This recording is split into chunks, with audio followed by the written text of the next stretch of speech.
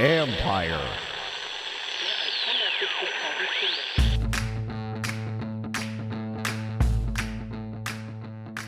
The dream is over. The journey is just beginning. Hello and welcome to my podcast. Do me a favor, subscribe to the John Conn Report wherever you get your podcasts. If you're watching on YouTube, hit that like button, hit that subscribe button. You can find us there as part of Empire Media, A-M-P-I-R-E. Always much appreciated when you tune in. And don't forget, you can read my work on ESPN.com. I have a story up now about the Commanders, 55-23, ugly NFC Championship game lost to the Philadelphia Eagles. So the dream dies in Philadelphia. No Super Bowl this year. But again, this is a journey that's just beginning because nobody expected this team to be here a long, long time ago, maybe not even 2 weeks ago. Yet here they were. Not a good game at all. Kind of a nightmare of a game for them, 4 turnovers, et cetera, et cetera, et cetera. You saw the game. It was not pretty, but I think this team has obviously come a long way and still has work to do. I think, and I'll get into all this, but I do think that this game kind of highlighted some flaws and things that they need to address in the offseason. But I also don't think that you can just get wrapped up into one game and think that, oh, this is the only indicator of where they are.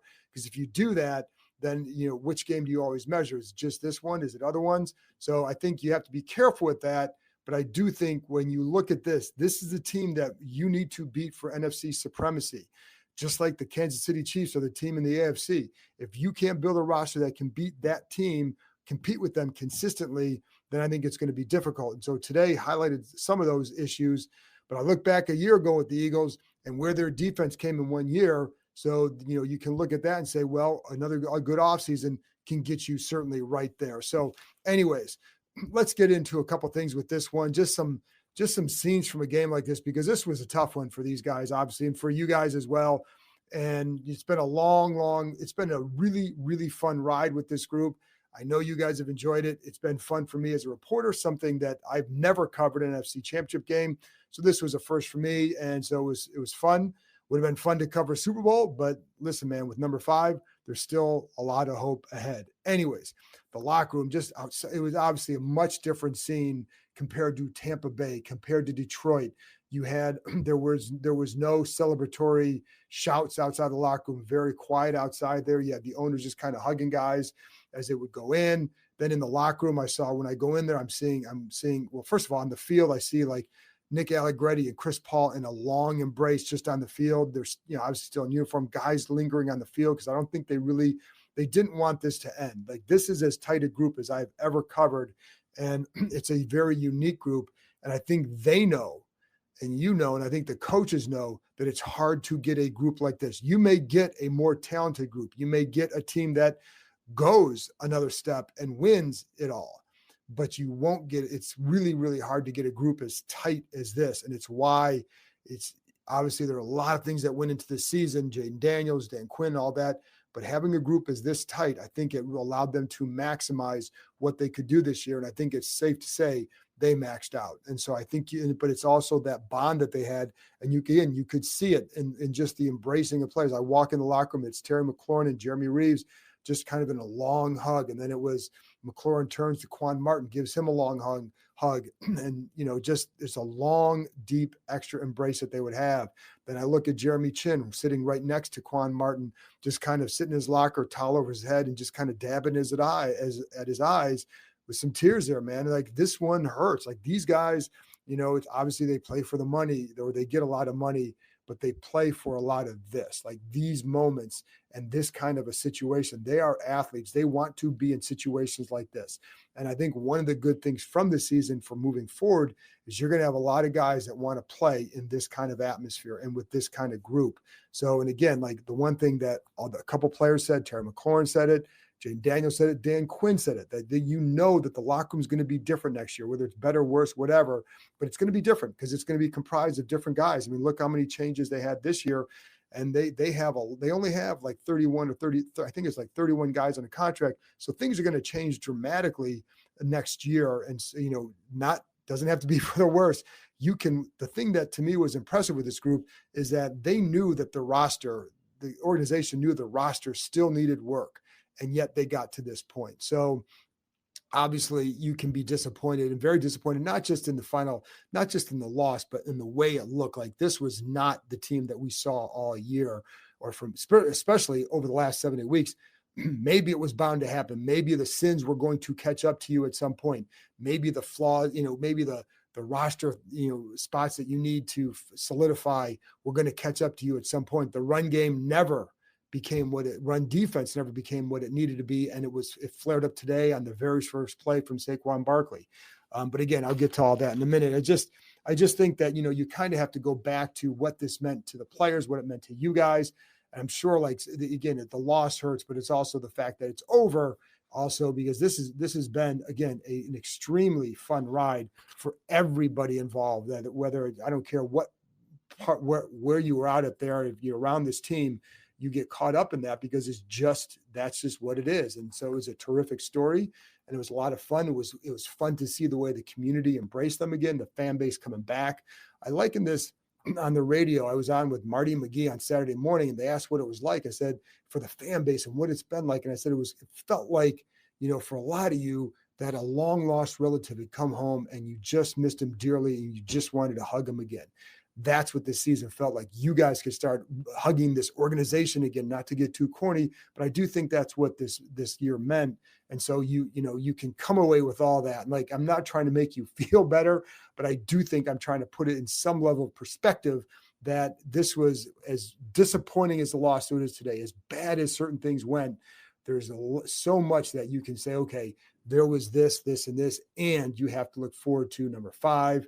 And Mike Samerstill, all the Terry McLaurin, a lot of these guys are going to be here. You have the right people in charge to build this. This was not a 1-year situation. Like, they are just in the infancy of what they're building. That's why I say the dream's over, but the journey is just really starting. And, like for other teams, maybe that window closes. With this team, that window is wide open because of Jaden Daniels. You have the quarterback. That's what you come out of this year knowing for sure that you have the quarterback, and not just a guy that were wowed by his talent. Oh boy, man, once he starts learning how the game, you have a guy that works at a high level already. Like, he's working at a level that a lot of guys take a few years to get to. So that's one of the things. That's why I say that's the number one reason why I felt like in the spring and summer that he would be really good, because of his approach, because of the way he worked, et cetera. And I think, you're going to see that pay off. The key will be, what can they do to this roster? You will have a tougher, on paper right now, a tougher schedule next year. You're not going to sneak up on anybody. This year, the expectations on here, everything was achieving, right? Next year, the standards go up. Next year, it's going to be, the expectation will be, hey, it's not just about winning a couple more games. It's about, you got to get back into the playoffs and and show that you can be a consistent contender. Like, that's where we're at now after this year, that expectations go up, and that's a good thing. But that's why, like, this season it will never feel like this season again. You can have a better final month of the season, better final 2 weeks of the season. That's about it, because everything else this year was golden. But if you could have a better 2 weeks, yes, that would be tremendous. But I just think that the way that they captured the city again, the magic that they showed with all those late game heroics, the newness of everything, the newness of Jaden Daniels, and the excitement and the hope that it is that he brings now in the future, again, like, the losses are going to hurt more because you have to win. So not necessarily win a Super Bowl, but you have to be back in this spot. That's the goal. And the standards were raised, but that's a good thing. Listen, man, I'm an Ohio State fan. Like, it can be torture within that situation. However, it's where you want to be. You want those expectations. You lived without expectations for decades. You want this. And so now the question is, what can they do in the offseason to get there? Because that's the goal now, to get back to this spot. And, look at what the Eagles have done. They've sustained it because they have such a good organization. And when you have that, you can do a lot of really good things. So, but one thing I know too, even in the locker room, going back to the locker room, like, this is not a group that's ready to really reflect yet. In fact, I asked Dan Quinn kind of how you put this all into perspective. You have this great run, but you have this ugly finish, et cetera. He goes, he's not there yet. He's not ready to really reflect yet. And one thing about Quinn that we saw throughout the season is he's very much a be where, it's a cliche, be where your feet are. But it's why I think like this team had such a laser focus on each week, because he would not look ahead. And I told you the other day, I think on the 5 things that, for example, a lot of times coaches will say, well, if the day after a loss, there's always a locker room clean out day. In fact, this time it'll be Monday afternoon, and we'll meet with the players are like starting at 1, then we'll meet with Peters and Quinn at 5:00. So, but there's always that locker room clean out day, and it's typically the day after a loss. But Quinn was never going to let anybody know like when it was going to be, because he didn't want to think about that way. Like he was only going to think about winning. That's it. If you start thinking about losing and what you have to do there, then you kind of take away from, for him, he takes away something from his mindset that he just wants to stay right here. This is what you have to do, et cetera. And so like, that's a little thing, but he did not like to consider the alternatives. And sometimes like for TV, you have to they have to, know where they're going to interview the losing coach, et cetera. But, so little things like that, but that's not something he wants a part of, because it's, because his mindset is it's winning. That's all I'm going to think about. That's all I'm going to do. And so he's not, but so when somebody asks him if he's ready to reflect, well, no, he's not. Maybe tomorrow, maybe Monday, but certainly not. They're certainly not right now. Then you had, Terry McLaurin, and he's like, he said it's hard when you're only one win away from your goal. And again, the locker room will be different next year. They know that. That's why I think they wanted to kind of stick around a little bit longer. I mean, guys linger definitely in the locker room. This was such a good group to cover, such a good group, a very professional group. And so I think it's rare that you get something like this, but it goes back to the spring. And I remember Andrew Wiley telling us in the spring how he met up with us in the OTAs. It was like 3 hours after practice that ended. And he said that there were still guys in the locker room because they didn't want to go home. They just liked being with one another. And that continued throughout the season. And it's why when they were 7-5, guess what they did? They rattled off 7 in a row. And so, that's the kind of team they have. And again, with McLaurin, he said it's been an unbelievable ride. And he's excited where things are headed. So they should be. I mean, why wouldn't you be? And, listen, man, Zach Ertz was like, I wish I was 22 again so I could play with Jaden Daniels for my career.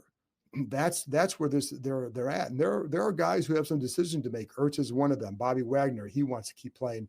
Ertz, we'll see, but he had a hell of a game. But I think that also was reflective of some of the issues that Washington needs to correct in the offseason. Jaden Daniels, pretty quiet, but pretty normal though for him. And I know Nicky Javala, I was not in the press room with him. I had to stay in the locker room. Nicky Javala said that there were sometimes he looked like he had tears in his eyes, but the one thing, he was quiet. He was kind of himself. I mean, this is who he is. And, he's not a guy that gets overly distraught. Like I would say this, like, it kills him. And I think because of the finality of this one's going to sting more. But, one thing he said, he kept saying, it sucks. And he said, excuse my language.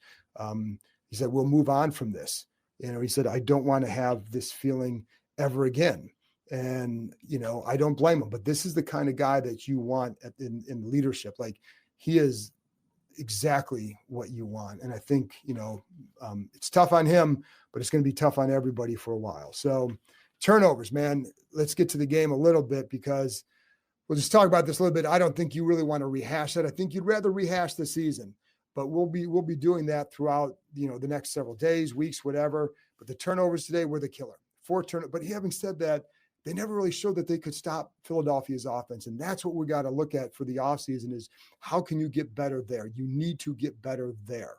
And I think that's going to be a number one goal, because again, that's the team that you need to beat in the future, in the division and in the conference.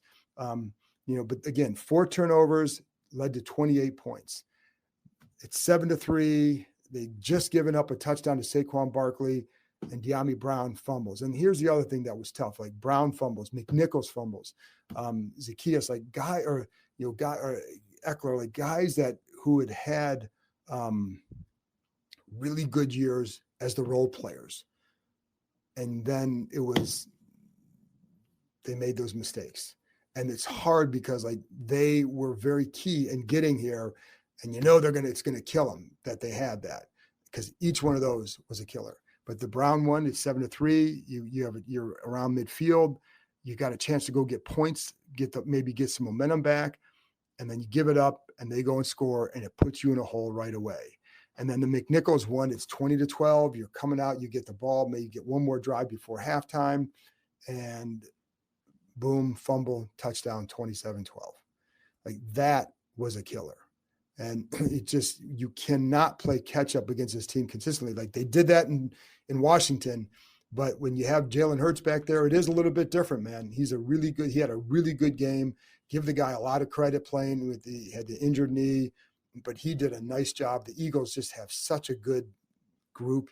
But the turnovers, you just can't, it's cliche, you know this. It's kind of a dumb thing. You don't need me to tell you that you don't need the turnovers, but those were absolute killers. The first play by Barkley, this is where you get like the time of possession stuff. Time of possession matters, but only if you finish with touchdowns. They have a long drive. This is always the danger facing a team like that. You have this long drive, you eat up clock, you make fourth downs, you get some points, and then one play and you're behind by 4. One play, you're behind by 4. And so, and the problem is, even on that play by Barkley, this is, again, I think one of the things I think you really need is to get a really strong defensive end who can be a combo of rush the passer and also set a strong edge. Because even on that one, Dante Fowler, he read the crackback block and then he tried to spin out of it. But by spinning out of it, he kind of got his feet tangled up with some of the linemen coming the other way. And if he doesn't get his feet tangled up, he's got a chance to get Barkley right around the line of scrimmage. But then he doesn't. He trips, falls. Barkley hits the hole. Maybe he cuts back inside, but maybe he cuts back inside 2 tacklers and you stop him. Maybe they still go down and score. But the bottom line is none of that happened. He fell. He gets through. Quan Martin takes a tough angle. Jeremy Chin misses a tackle, and boom, it's 7-3. And it set. All week they had talked about stopping Saquon Barkley and being in the right gap, doing this, doing that, and then boom, first play, there it is. And I think it's just it's hard to recover when you can't then get enough consistently going on offense. That's a really hard.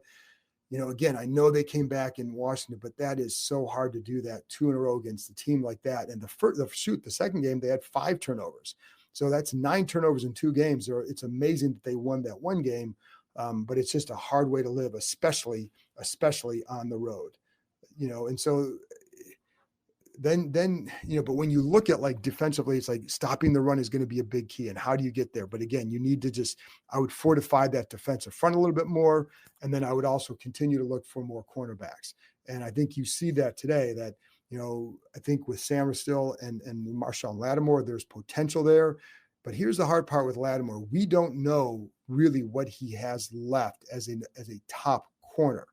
And I think it's going to be in some ways hard to judge him fully because I don't know his health status. And in terms of, he's out there playing. It's hard to play with a bad hamstring, but is he fully himself? I don't know because we haven't seen that really, right? Not enough against some of these big time opponents against AJ Brown, Mike Evans. Those are the reason why he's here. Those guys like that. And so in the games against them, he struggled, and today was no exception. And it's 4th down and 5, and you're down 14-12. You're in a good spot, and if you stop him, you get the ball back, and he gets burned for 31 yards by AJ Brown. And it was just this is where you wonder, like, where is he at physically? Because he just turned, he jams him after about several yards, but doesn't really move him or anything like that. And Brown just goes right by him. And he when he turns and runs, he couldn't catch up to him. So it was just a tough situation all around again for him. And that's something that has to be better next year. Lattimore was not just traded for this year. He's traded for the next couple as well, but he's got to play better. He's got to be, the thing that you have to wonder about him is the health, because he hasn't been healthy for a while, for a season. Can he be that? Can he stay healthy as he gets older? That's going to be a tough one. That's going to be something to watch. If I'm them, I'm going out and getting another corner. And that way it would allow me to move Mike Sainristil into the inside. Like, I like him a ton as a player, as a competitor, but but it still seems like maybe his best spot's inside. When you're matching up against guys like this, it just would make him so much stronger if you can get that guy on the outside, and then maybe it reduces some of the what you need to ask for from Lattimore.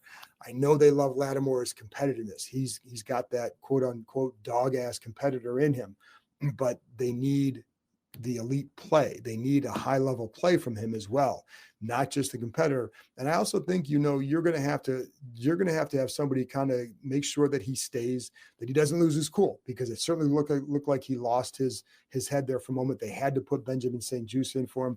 This is not the kind of team they've been. Now, when you bring in a guy like that, and I don't think Lattimore is a bad guy. I just think he gets highly competitive and maybe loses his head a little bit out there. And when that happens as a corner, you just can't have that, because then they can take advantage of you. So they had to bring him out, put St-Juste in, and then he did go back in, but he had a couple of flare-ups, had the skirmish with Brown, got a penalty on that one. And you just, again, you can't have that. And I think, again, if you have somebody who plays outside of what your standards are, or maybe flirts with that outside, you have to make sure you have that group that can bring him back in. And there were guys going up to him and trying to talk to him. And sometimes I don't know that he always likes that. I don't know. But I think that's something that you have to watch for, because, again, you cannot have that. They need better corner play if they're going to contend with the Eagles. So to me, you've got to keep looking for that position, which I would do anyways. Even if you want to keep Sammer still outside, fine, but I'd still go out and get more corners. I'd certainly look for another high level one, whether it's in the draft or free agency, whatever it is. But I think, because the other problem with Lattimore too, another penalty. He's had 6 penalties this year. He had 5 against the Eagles, and that's a lot, man. And I mean, it's a lot. And I think it's if you want it, but again, what I want to see is get him in the offseason, get him right, be consistent with the practicing and all that. When you can do that, then what does he look like? Does he look like the guy that you need him to be? And I think that's what we'll see. So he was always a long-term play, but the early returns weren't good enough. And so we'll see where it goes from here. The other thing is too, after the game, he's not a big talker. That's fine. But I think Nicky asked him about the skirmish with Brown, and he really didn't want to talk about it. It is what it is. I don't know. I basically didn't have anything to say, but I do think that's a way for, this is a team that has been very accountable on all things this season. I think that's something that he needs to understand here going forward. But I think that's up to the players, whomever it is, to get there. But I think the one with a competitor like him, you just need to understand him and have somebody who can get in his ear and who can also not rein him in, but keep him focused. Because I think the focus is where you just can't have a corner losing his head one way or another. And because it's you got to move on. And I think that's where Sammerstill is really good. I think, he's got that. He's a good competitor as well, but he does not lose his cool. So we'll see where it goes. But I think that just has to get better. But I think the other thing is too, when you look at the Eagles, the explosive plays, and I think one of the things Zach Ertz had a really good game, 11 catches, over 100 yards.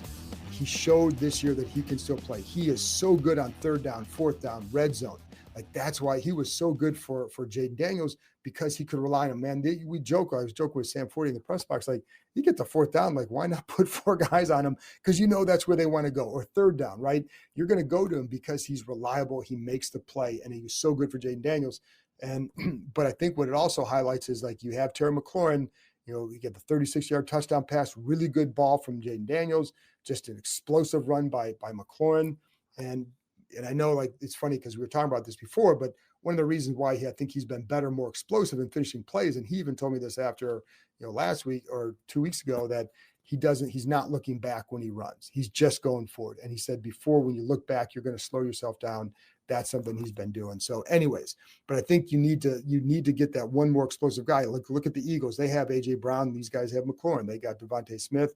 Well, it's hard to match that here, right? You have guys who have done things, but they're not quite as talented as Devontae Smith. And then you have Barkley. So, and then you have this great offensive line. So that's the blueprint. You have the better quarterback, but I think Jalen Hurts was pretty good today around all that stuff. And it's certainly, he takes advantage of that, but I think he operates it well. So, but you need to get a little bit more on the line. I think you also need to find another playmaker somewhere. And just to, whether it's outside, whether it's a running back, whatever it is, somebody who can hit, can hit a few home runs along with McLaurin. So consistently. So, I think kudos to what the offense has done this year. I think they were really good. And again, this is a really good defense. Vic Fangio did a really good job of making Washington be content driving the ball, forcing them to drive the ball. And, a lot of two safety looks, that was the whole goal. Do not give up the explosives, and they didn't. One of the explosive plays they had was on the fake punt from Tress Way. And one of the things I liked about that is the going for it on the fourth down, fourth down and 5 or whatever it was at midfield, and going for it and getting it again and getting it. And, I like the mindset. Like, think they came in here knowing they had to really kind of take it to them. And you're not going to do it if you're not being aggressive. And then going the fake punt from Tress Way to Ben Sinnott, like that was a hell of a throw and a hell of a fake. And I had one coach text me and like, that's, analytics say like, that's a good spot to go for it from because nobody's expecting it. But I just like the mindset of having to be aggressive because they knew they had to be. They weren't going to win otherwise, especially with all those turnovers. But I like the mindset for sure. But I think, moving forward, like they still need to get some guys there and fit. I will say a couple things too. Trent Scott, I felt like did a good job when I watched him. It's hard. I'm saying this without the benefit of rewatching the game, but watching him early, he had an issue on the first play against Jalen Carter. He did really well after that. I think he did a really nice job. So kudos to him. Getting brought up Ertz. Jaden, I thought was solid. 29 for 48, 255, 48 yards rushing, 1 touchdown, 1 pick, 1 touchdown running. So just a solid game. I wouldn't say he put the cape on today. He had some really good throws. I think that's a really good defense. And, that's a tough one. So the Eagles are the standard, and that's what you have to compete to. But I think that's why games like this are good. Situations like this are good. And I don't view the Eagles as being 32 points better than this team, but they are better. And when you looked at this roster going into this game, and you look at the roster, you look at the matchup, I kept thinking like, for some reason, I just thought like somehow this team's going to do it. I'm just like, I don't know how, but they're going to do it because that's what they do. But then logically, when you look at, well, the Eagles are really good. And they're playing at home, et cetera, et cetera, et cetera. But I don't think they're 32 points better. I think the turnovers were a big issue. I think you can narrow that gap. You can narrow that gap by making a couple moves. And once you do, I think you'll be okay. But again, this is a team that's Washington's on the rise. You're going to have you have a lot of money to spend, even though you got to re-sign a lot of guys. 7 draft picks. You're going to have guys who want to play here, and you have a quarterback that you can build on that's going to be enticing for others to want to come play here. So, and you have guys that Dan Quinn has gotten a lot of credit this year for the atmosphere he's created, and he's got a lot of mouthpieces in that locker room who are going to echo or just sing his praises to others around the league. So, and the Josh Harris, et cetera. So I think there's a lot to look forward to. Oh, by the way, one thing I also want to talk about is that little sequence in the goal line with Frankie Louva. When we talked to him afterwards about it, the officials can't award a touchdown. That is in the rule book. It's a kind of a weird situation, but what he said is like, it was his mindset. You're just trying, like, they're going to run this tush push. You're just trying to stop them because you're still trying to win the game. And like, they needed to stop them. That's it. They were down by 11, a touchdown. You knew that was pretty much the game. If you could hold them to a field goal, you could do it. That tush push is impossible to stop consistently. So his way was to try and time the jump and do that. And Bobby Wagner said what he was telling the officials was he thought they were offside. He thought the Eagles were also offside. So anyways, but the bottom line is you got a lot to look forward to. This one stings, but I think life is going to change from here on out because, again, the expectations are back, and I think you have the people in charge who can manage those expectations by achieving them more often than not. So tough one, a lot to look forward to. And listen, folks, it's been a hell of a ride this year. I'm not going away, but I'll be doing podcasts throughout the week and throughout the coming months.